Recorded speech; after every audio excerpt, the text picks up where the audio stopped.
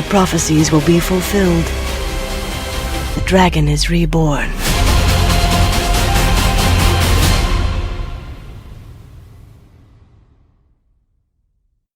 In the second part of this Wheel of Time video series, I'll explain 10 unique terms like Aes Sedai, the One Power, Murderol, Amalin Seat, etc.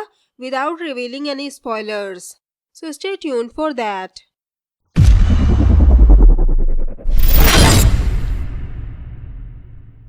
Hello everyone! Welcome to Ultimate Book Maniacs, the one-stop for book and TV series reviews. In the first part of this video series, I explained the plot and my thoughts on this series.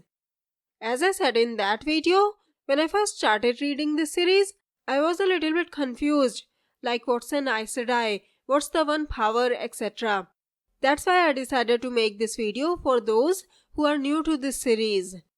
I'll also post more Wheel of Time videos soon, like the episode title discussion, the characters and their journeys, like I used to do with the Game of Thrones characters, and the filming updates etc. in my upcoming videos. So don't forget to subscribe to my channel and hit the bell icon if you don't wanna miss any of my upcoming Wheel of Time videos. So, let's begin. First, the Creator and the Dark One.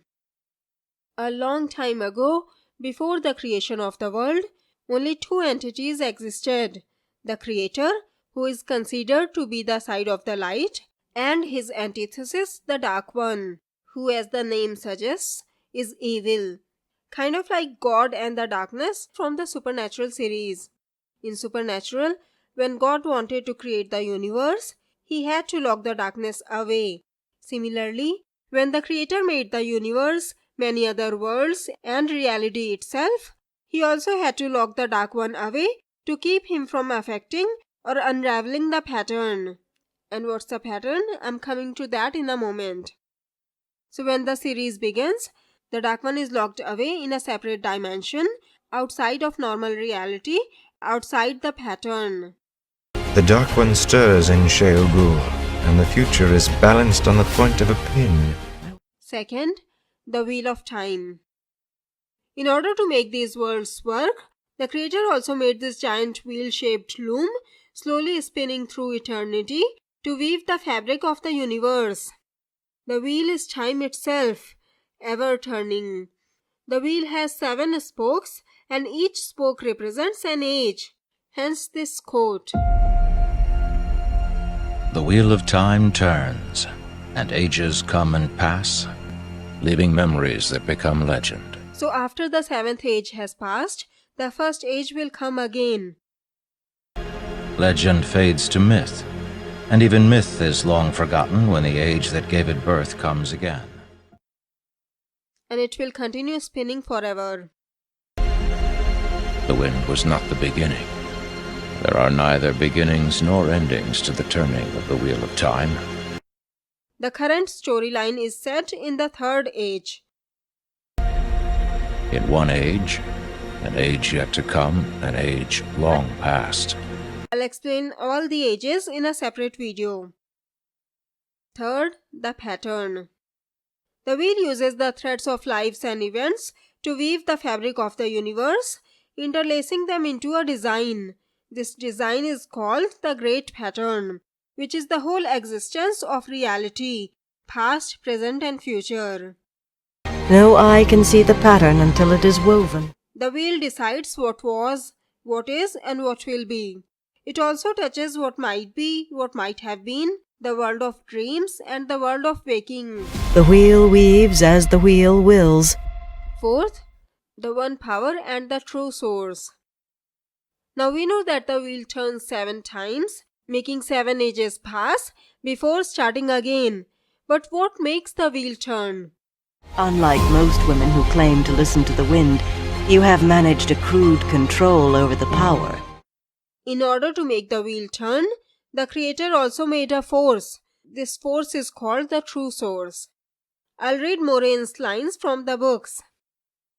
The One Power comes from the True Source, the driving force of creation, the force the Creator made to turn the wheel of time. Sidene, the male half of the true source, and Saidar, the female half, work against each other and at the same time together to provide that force. It can't be taught. Some can do it, some can't. Fifth, Aes Sedai. Aes Sedai are tricksome, and they don't lie. But the truth an Aes Sedai tells you is not always the truth you think it is. So the true source is divided into two parts, the male half, Saidin, and the female half, Saidar.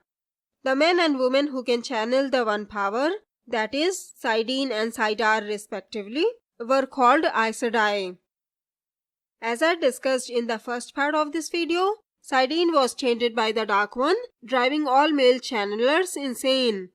They were hunted down by the female Aes Sedai until only the female channelers were left. Did you think they wore signs? Aes Sedai painted across their backs, and maybe danger, stay away? In our current timeline, the female channelers are just called Aes Sedai because there are no male Aes Sedai anymore. Sixth, Amalin Seat. Over time, the influence of the female Aes Sedai grew in the White Tower in Tar Valon until they had the power to make or break kingdoms. They are either revered or feared by people. What have you meshed Egwene and the boys in? What filthy Aes Sedai plots are you planning to use them in?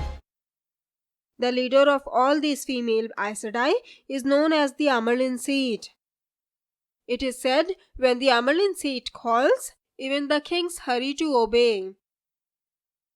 Seventh, Gentling and Stilling. You must be wondering, if the female channelers were called the Aes Sedai, what happened to the male channelers? Just like the women, there are still men who are born with the ability to channel the one power. It can't be taught. Some can do it, some can't. But they all either go insane and are killed, or they are captured by the Aes Sedai and are cut off permanently from the one power, aka Saidin. This is called gentling. And when a female is cut off from Saidar, it is called stilling. Occasionally, when a channeler takes in more power than he or she can handle and loses the ability to channel, it's called burning out. Stilling or gentling is considered to be worse than death. The channeler can still feel the one power but cannot use it. This is considered slow death, and the person who is gentled or stilled dies soon afterwards because they lose the will to live. 8th, Warders. Many Aes Sedai use the one power to bond a man to become her bodyguard and protect her. This deal is mutually beneficial. The Aes Sedai gets protection from the Warders, and the Warder gains greater stamina, physical prowess, and the ability to sense the shadow spawn, etc. The bond makes them both able to sense where the other person is, what they are feeling, and whether the other person is alive and well or is hurt and suffering, even if they are far apart. 9th, the Forsaken. The Forsaken were channelers who chose to follow the Dark One and served the side of the Shadow in the War of Power. I'll explain the War of Power, the Age of Legends, etc. in my Wheel of Time history videos. In the current storyline, the term Forsaken is referred to the 13 most powerful channelers who were favored by the Dark One and got locked with the Dark One when he was locked away by the dragon Leostherin Telamon. The Forsaken lead the armies and creatures of the Shadow like the Trollocs, Murderol, Greymen, Darkhounds, etc. 10th, Murderol. Made-up creatures from my stories. Is that what they are? A Murderol is a creature who leads the Trollocs. They cause panic and people freeze in their presence. Murderols are also called Fates or the Eyeless. It is said the look of the Eyeless is fear. And a bonus point, Ogiers. Ogiers are a race of non-human creatures who people usually mistake for Trollocs. The Ogiers have an intense love for knowledge and peace and can live for a very long time. The youngest of the Ogiers we know is Loyal, who is 90 years old. The Ogiers are also great architects and stonemasons. So, These were the terms which are quite unique and you will hear them again and again in this series. Did I miss any other term which could have been explained without revealing any spoilers?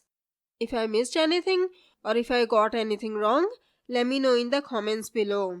I'll post more Wheel of Time videos soon. If you liked this video, please click on the like button below, share the video and subscribe to my channel. Have a great day. Bye bye. See you in my next video.